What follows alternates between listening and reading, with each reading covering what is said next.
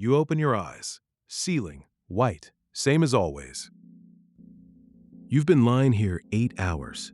Your body feels distant from itself, heavy, detached, like it belongs to someone slightly further away than usual.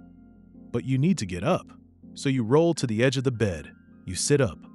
And then the world tilts. Not the room. The room is still.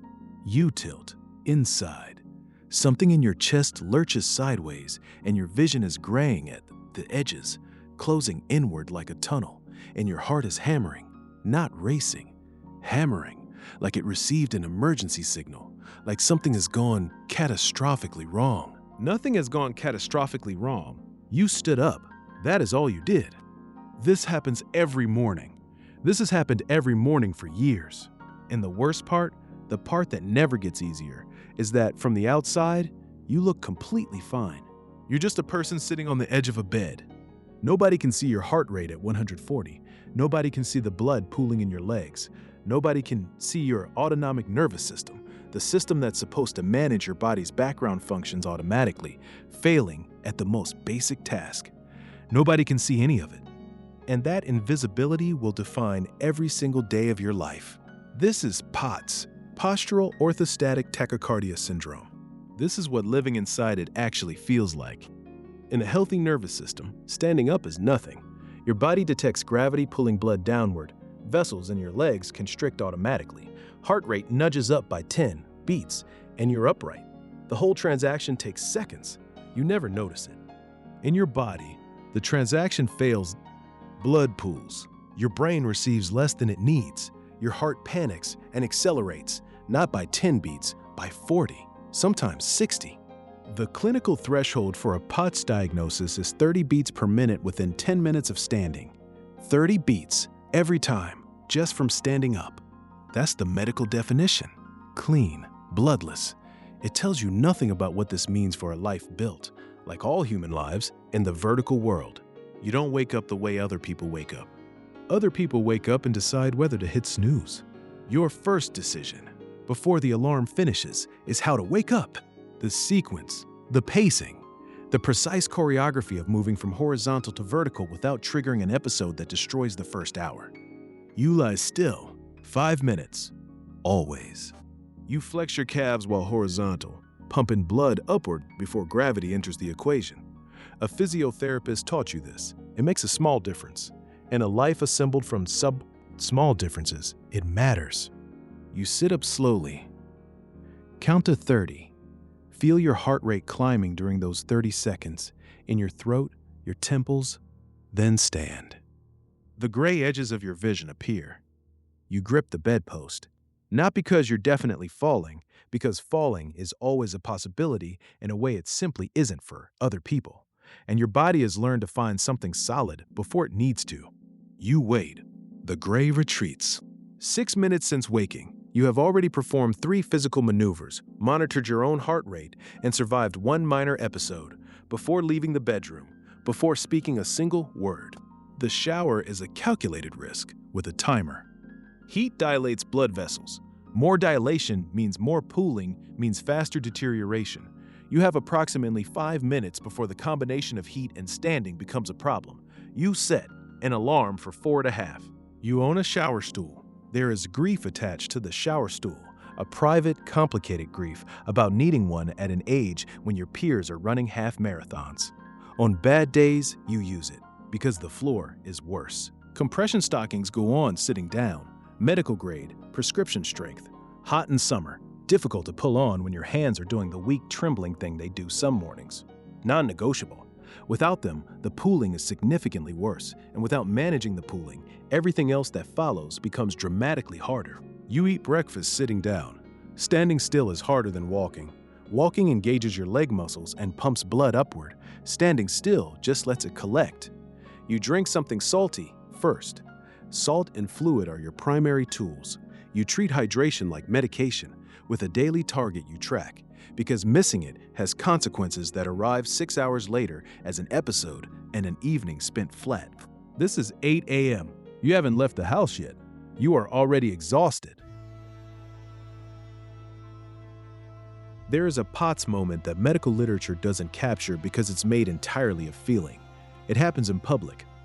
A supermarket queue, a work meeting, somewhere completely ordinary, and you feel it starting.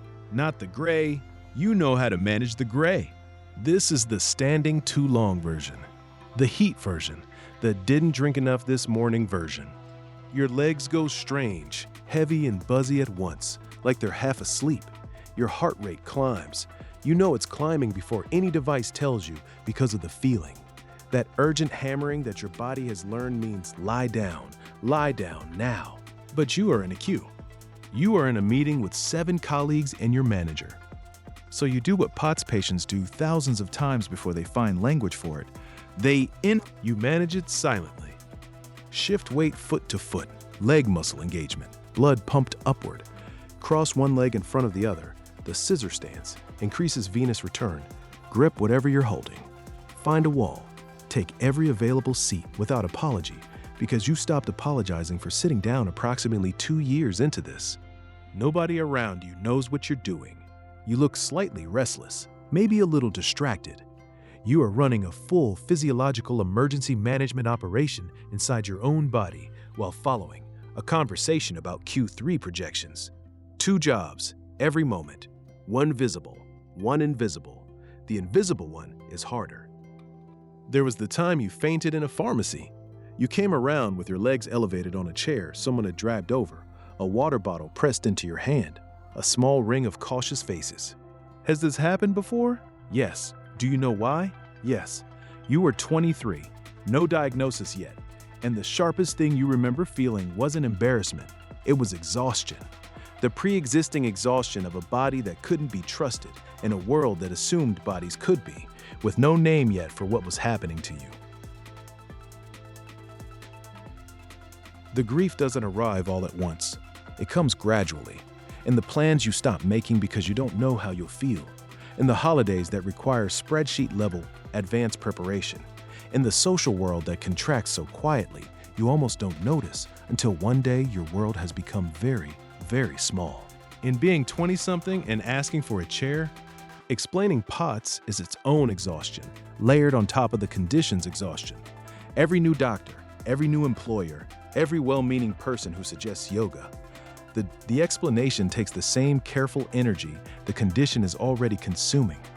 Most of the time it lands halfway. People understand it's a heart thing, a standing thing, a feigning thing. The full weight of it, the daily cognitive load, the constant monitoring, the 1,000 invisible adjustments, stays invisible. You give people the short version now. My heart rate spikes when I stand up. They nod, they move on. You move on too, outwardly. Inwardly, you're already calculating the distance to the nearest seat. What POTS actually costs? Careers. POTS doesn't care what you built. It reconfigures what's possible around what your nervous system can sustain. Spontaneity. Every plan now has a risk assessment attached. Every yes carries a quiet asterisk. If I'm having a good day, if I've prepared correctly, if there's somewhere to sit. The relationship with your own body. Before POTS, your body was background. You used it without negotiating. Now, it is constant foreground, heart rate, hydration, position in space relative to the nearest horizontal surface. This awareness never fully switches off. It runs underneath everything and time. Many patients spend years being told it's anxiety, being told to exercise more, exercise being, in unmanaged POTS, exactly what makes things worse. Years of being managed toward the wrong diagnosis while the right one waited. By the time the diagnosis arrives, it's a complicated gift. Relief, finally, a name, a framework, and a specific quiet anger about everything that came before it. 8:30 p.m. You're on the sofa, legs elevated automatically, feet above heart level, the position your body finds before your brain decides to rest. The cushions are already arranged correctly. You stopped noticing that you do this. The day cost you. Not because anything dramatic happened, because every day costs.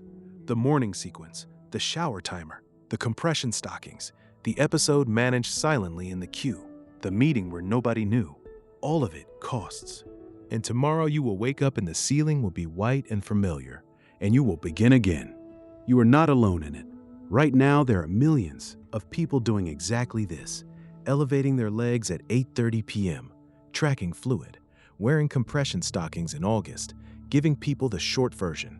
The research is catching up. The diagnosis wait is getting shorter. The awareness is growing. And it grows because someone, somewhere, finally described it accurately enough that a person who lives it reads the words and thinks, yes, that's exactly it. That's exactly what it is.